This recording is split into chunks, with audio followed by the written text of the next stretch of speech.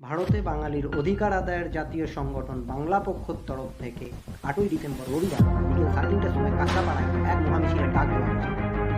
সম্প্রতিকালে বিভিন্ন জায়গায় বাংলার মাটিতে বাঙালিকে নিজের মাতৃভাষা বাংলায় কথা বলার জন্য বাংলাদেশি দাগিয়ে দেওয়ার প্রতিবাদে বাংলা পক্ষ পথে নামছে। সকল আপামর বাঙালির কাছে অনুরোধ, আপনারা সকলেই এই মহামিছিলে যোগদান করুন। বাংলা পক্ষের সকল সদস্য, সহযোদ্ধা, সমর্থককে অনুরোধ করব এই মহামিছিলে যোগদান করার জন্য।